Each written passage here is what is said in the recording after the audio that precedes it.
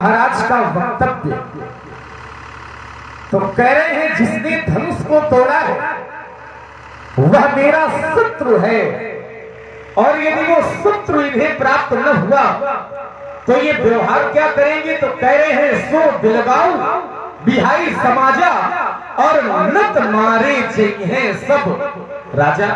धनुष तोड़ने वाला यदि नहीं मिला तो समस्या राजाओं के लिए है, और उनमें भी एक दो राजा नहीं बल्कि नत मारे चाहिए हैं, सभी राजा मारे जाएंगे। लेकिन तब जब धनुष तोड़ने वाला अलग नहीं हुआ, तब मैं विचार यह करने लगा, धनुष टूट गया है, राजा जनक की पुत्री का विवाह हो गया है, प्रभु दो चाप खंड में डारे, देख लोग सब भय सुखारे। धनुष का टूटना देख करके सभी लोग सुखी अर्थात प्रसन्न हो गए। कौन लोग? और मिथिला के लोग कैसे हैं? तो शास्त्र कहता है कि पुर नर नारी सुभग सुच क्षमता और धर्मशील ज्ञानी। यहाँ के लोग धर्मशील हैं, ज्ञानी हैं, गुणवान हैं, साधु हैं, संत हैं। कौन लोग? और वो लोग धनुष तोड़ने वाले की आरती उतार रहे हैं। करी आरती पुर नर नारी और देह निछावर पित्त विषारी। वो सभी लोग धनुष तोड़ने वाले की आरती कर रहे हैं और लोग हैं संत। और सबसे बड़ी बात तो ये है कि संतों की बात को तो भगवान भी महत्व देते हैं, क्योंकि भगवान स्वयं कहते हैं कि मोते अधिक संत करिए।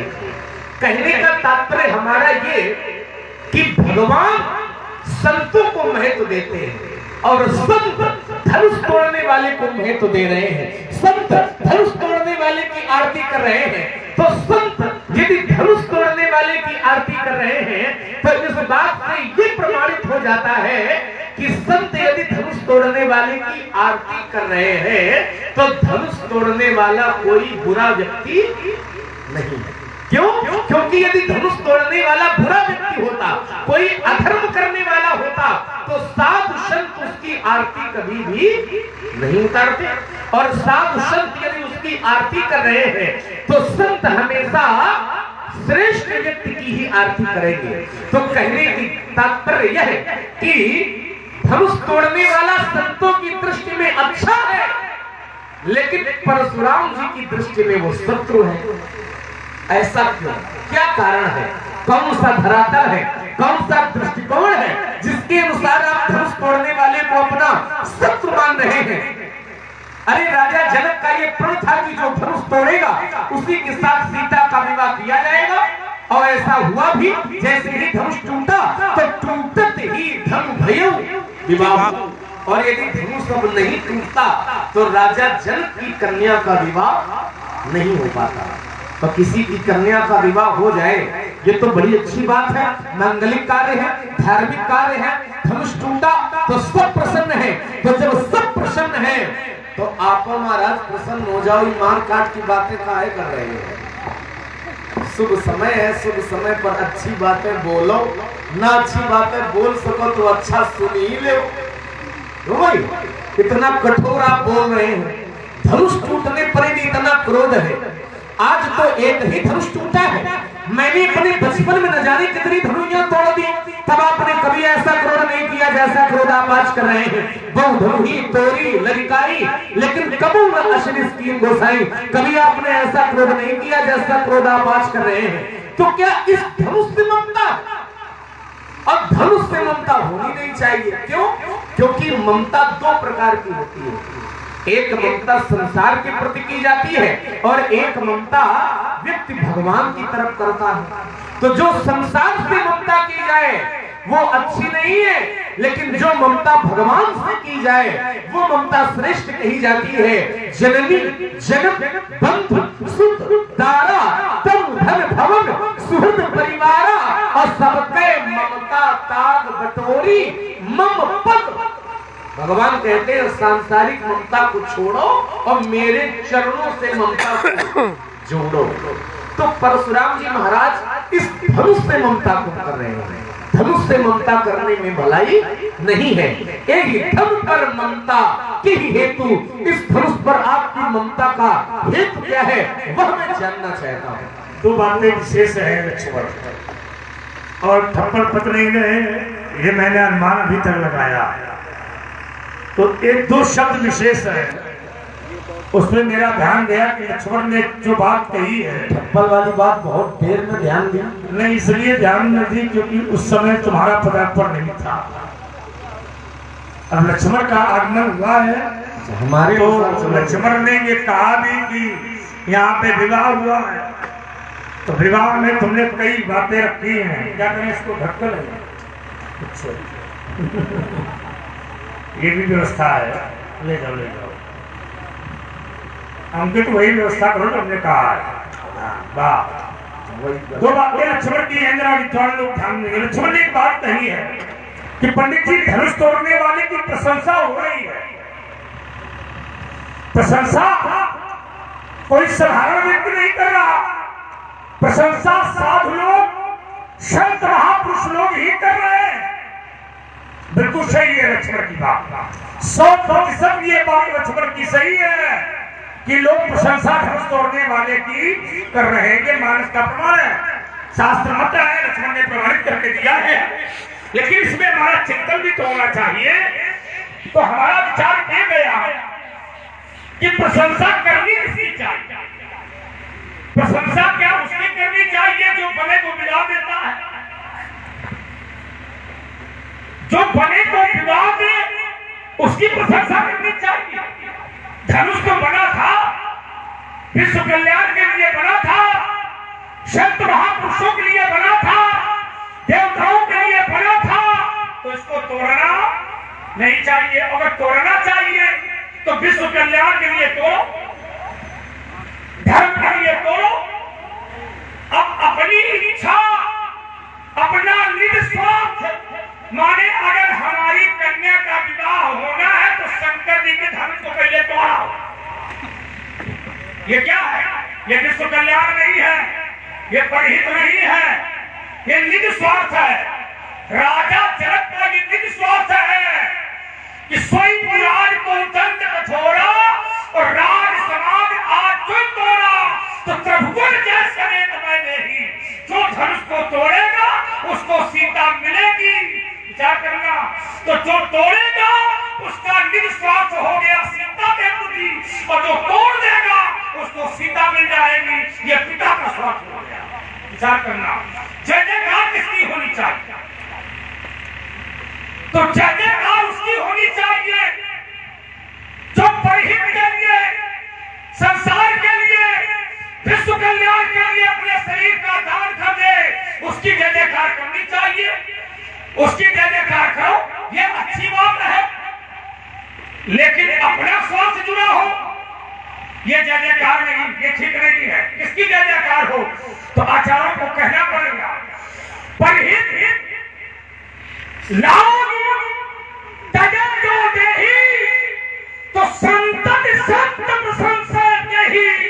प्रशंसा उसकी करिए जो अपने शरीर का दान विश्व कल्याण के लिए, देवताओं के लिए करता है, उसकी जय जयकार करो। किसकी? तो शिव दधीच हरिचंदन ने सा और सहे धर्म हित को, उसके लिए करो, इनकी जय जयकार करो। लेकिन अपने लिए जो संसार में उसका भी जय जयकार करो। इसके लिए हम ये नहीं कहते कि जय जयकार नहीं करनी चाहिए, पर जहां चिंतन है, आपने चिंतन दिया और वो भी शास्त्र मत है। तुमने कहा कि जिसकी जय जयकार और जिसकी बड़ाई संत महापुरुष करते हैं उसको पंडित जी अपराधी नहीं मानना चाहिए। बिल्कुल ठीक कहा तुमने, बहुत अच्छी बात कही। हम कहते हैं कि संत अगर किसी का साथ दे दें तो क्या भगवान उसको क्षमा कर देगा? अगर संत अपराधी का साथ दे दें तो क्या भगवान उसको क्षमा कर देगा? अगर हमें भगवान का अपराधी है और भगवान का अपराधी हो और संत उसका साथ दे दे तो क्या भगवान उसको क्षमा कर देगा? नहीं क्षमा करेगा। भगवान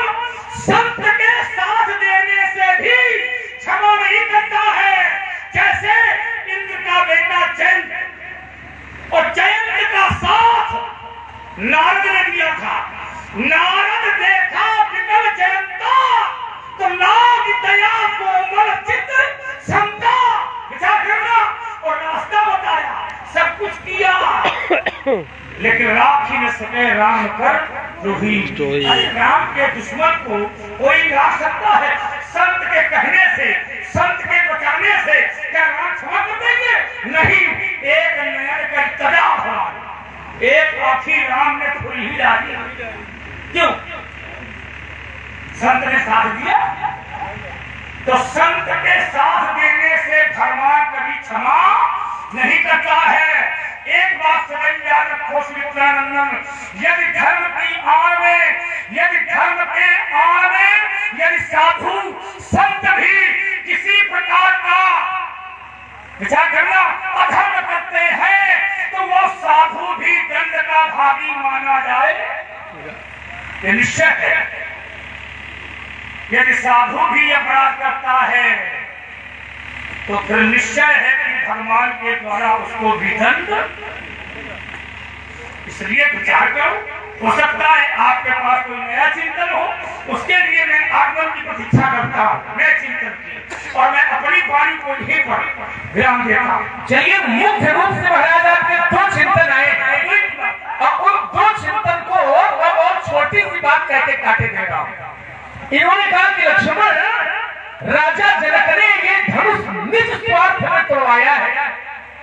यदि धनुष विश्व के लिए टूटा होता, विश्व कल्याण के लिए टूटा होता तो बात ठीक थी, लेकिन राजा जनक ने अपनी पुत्री सीता के विवाह के लिए धनुष तोड़वाया है। तो इसमें राजा जनक का निजी स्वार्थ है और धनुष तोड़ने वाले का भी निजी स्वार्थ है। देखो, एक बात से मैं आपकी सारी बात को काटे दे रहा हूँ। आप कहते हैं निजी स्वार्थ है, ये सीता राजा जनक की पुत्री है, ये बात ठीक है, लेकिन ये सभी लोग जानते हैं सीता की माता कौन है? सीता की माता है धरती। और ईमानदारी से बताओ, धरती एक की होती है कि सबकी होती है? धरती जो है वो एक की माता होती है कि सबकी माता होती है? तो जब धरती सबकी माता है तो सीता से सबका जुड़ाव हुआ कि केवल जनक का जुड़ाव हुआ? सबका जुड़ाव हुआ। तो जब सबका जुड़ाव है तो धनुष के टूटने में और सीता के विवाह में एक का भला नहीं है, सबका भला है। अब प्रमाण इसी ग्रंथ से मैं दिए देता हूँ, केवल एक चौपाई पढ़ूंगा। क्या है प्रमाण?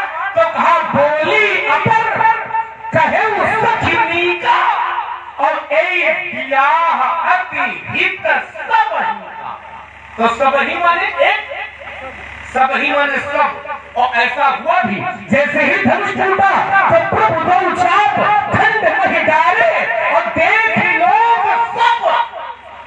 तो जब सब सुखी हो रहे हैं, जब सब सुखी हो रहे हैं तो क्या मानोगे कि निजी स्वार्थ में किया गया? यदि निजी स्वार्थ में किया जाए तो फिर राजा जनक को ही प्रसन्न होना चाहिए था। सब लोग का प्रसन्न, सबका क्या लगाव है, सबका क्या कारण है? तो धनुष निजी स्वार्थ में नहीं टूटा, न धनुष तोड़ने वाले का कोई स्वार्थ है, न राजा जनक का स्वार्थ है। इसको समझना पड़ेगा, एक बात। दूसरी बात, और हम तो ये कहते हैं, आप दुनिया भर की बातें में बता रहे हो कि धनुष तोड़ने वाले ने धनुष तोड़ दिया है तो अपराध कर दिया है साधु संत महात्मा। इन्होंने कहा कि साधु संत महात्मा यदि अपराधी का साथ देंगे तो संतों को भी दंडित किया जाएगा। ये वाक्य ही कहीं न कहीं गड़बड़ है। आप कहते हैं कि संत अपराधी का साथ दे। देखिए, आज के धरातल से इस विषय को न जोड़ो। और आज के धरातल में भी जो बन करके अपराध करते हैं वो संत नहीं है, वो बनावटी संत है। क्यों? आज के धरातल से यदि जोड़ोगे तो वो संत अपने को ही भगवान मानने लगते हैं, अपनी पूजा करवाने लगते हैं, अपने को भगवान मानने लगते हैं। और जब भेद खुल जाता है तो व्यवस्था हो जाती है। लेकिन सच्चे संत की पहचान ये नहीं है। सच्चे संत की पहचान क्या है? लोग आजकल जाते हैं संतों के पास, क्यों जाते हैं? महाराज हमारा हाथ देख व्यवस्था आगे की बता दो, कैसा होगा कैसा नहीं होगा। उन्होंने कुछ व्यवस्था बताई, ये कराओ वो कराओ, आप चक्कर में पड़ गए और भगवान को भूल गए और जो संत लगे, अब चाहे भले गलत बताऊं। तो संत की सच्ची परिभाषा ये है कि सच्चा संत वो होता है जो न तुमसे अपनी बात करेगा न तुम्हारी बात पूछेगा कि तुम्हें क्या समस्या है। सच्चे संत की पहचान ये होती है जो न तुमसे अपनी बात करेगा न तुमसे तुम्हारी बात करेगा, वो करेगा तो केवल भगवान की बात करेगा। तो जो सच्चा संत होता है, जो सच्चा साधु होता है, वो अपराधी का साथ देगा ही नहीं। और यदि वो अपराधी का साथ देगा, ये हो सकता है, ये हम मान सकते हैं कि साधु संत कोई है और कोई मार्ग में उसके घर परिवार का व्यक्ति बुरे मार्ग पर चल रहा है, तो साधु संत उसको समझाने का प्रयास करेंगे। बात समझ में नहीं आएगी, बात समझ जाएगा तो अच्छी बात है, और नहीं समझ में आएगी तो वो अपराध करने वाला उसका भाई क्यों न हो, लेकिन भाई को भी संत छोड़ करके भगवान की शरण में पहुंच जाता है। अब नाम न खोलेंगे तो समझ गए होंगे कि कौन अपराधी है और कौन से भाई ने अपने भाई का साथ छोड़ दिया।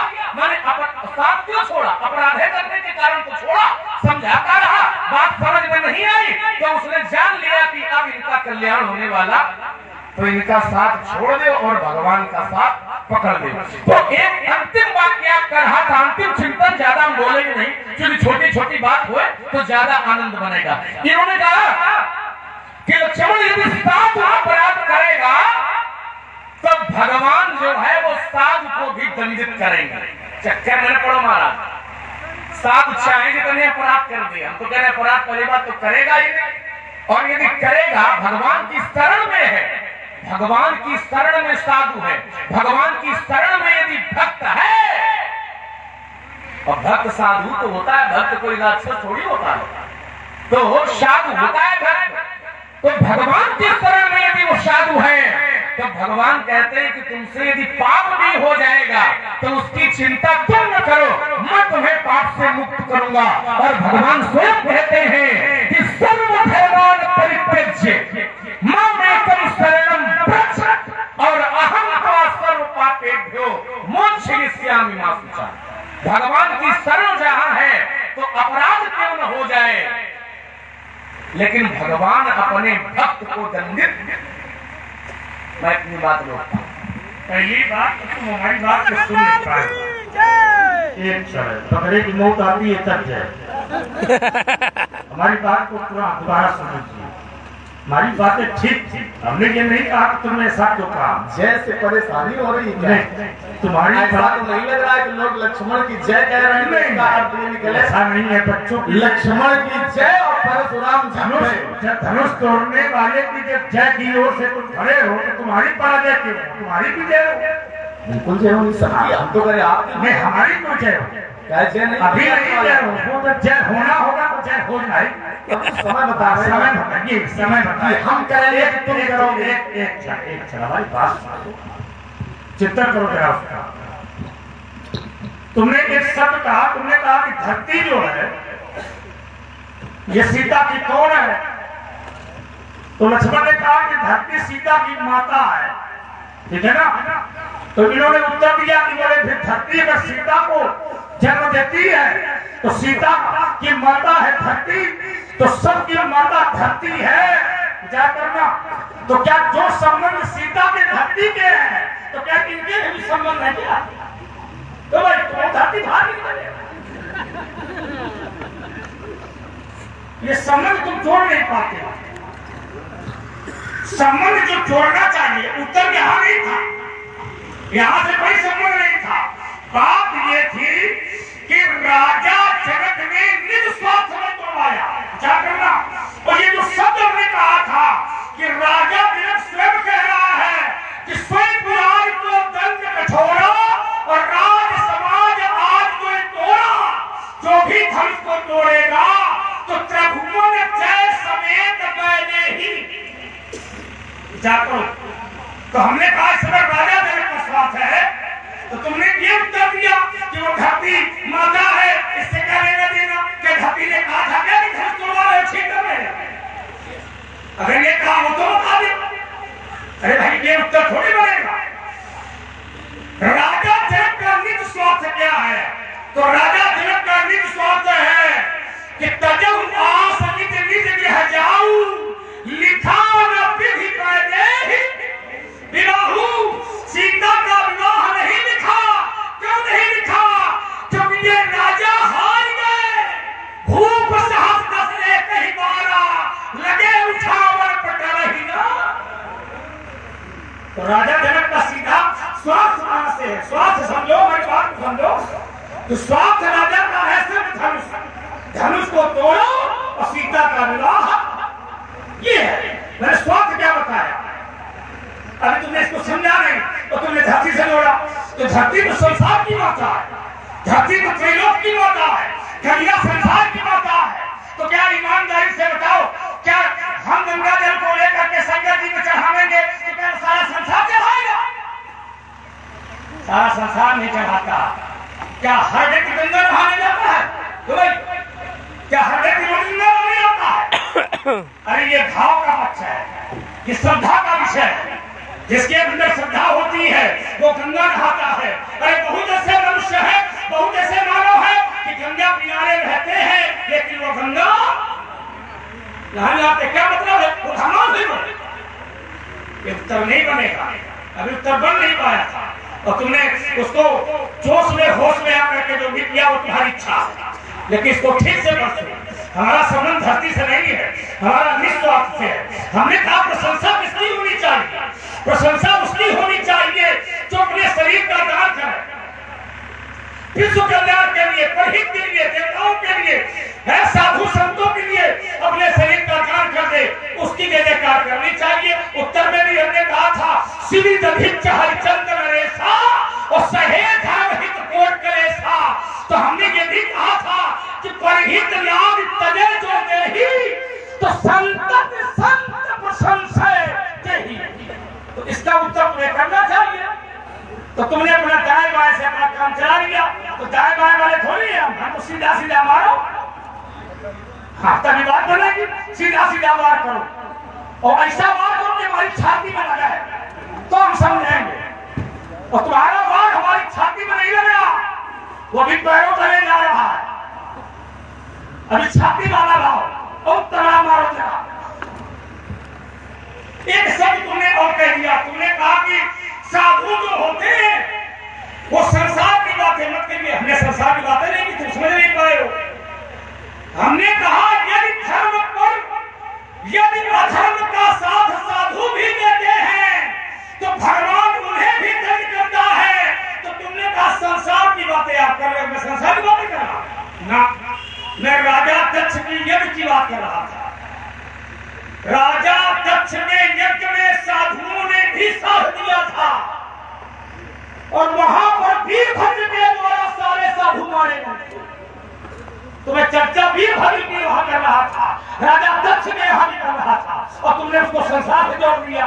तो जब तुमने संसार से जोड़ दिया है तो ये तुम्हारी अपनी इच्छा है कि तुम संसार से जोड़ो, चाहे धरती से जोड़ो, चाहे पाताल से जोड़ो, लेकिन मैंने शास्त्र से जोड़ा था।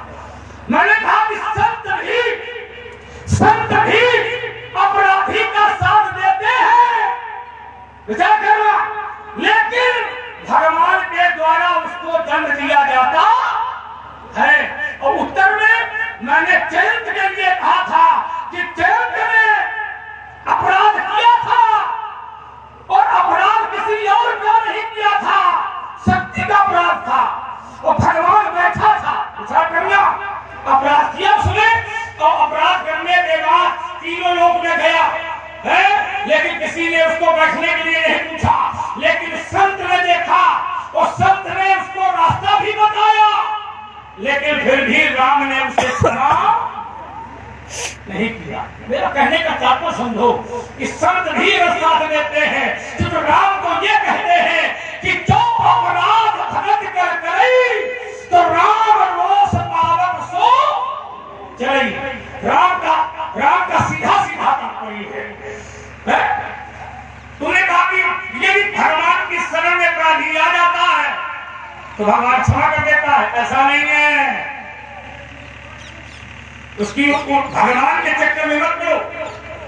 भगवान दो बातें करता है, वो अपने अपने स्थान को देखता है, जहां उसका स्थान आता है वहां वो बड़ी बात भगवान भगवान है। एक नदी है जो सरल रूप से बहती है, लेकिन जब वही शीतकाल बरसात आती है तो वही नदी अपना प्रभाव दिखाती है। विचार करना, ये वही गंगा है जो सरल रूप से बहती है तो संसार का हर पानी स्नान कर लेता है, लेकिन वही गंगा जब विकराल रूप लेती है तो भाई तो कौन ना आएगा। विचार करो, गंगा का बहाव तेज हो और बीच गंगा में तुम कूद जाओ तो गंगा का नाम दयाराम थोड़ी देर बहा के ले जाएगा। आग में भोजन बनाइए, पाइए, अच्छी बात है, स्वाहा स्वाहा करो, अच्छी बात है, लेकिन उसी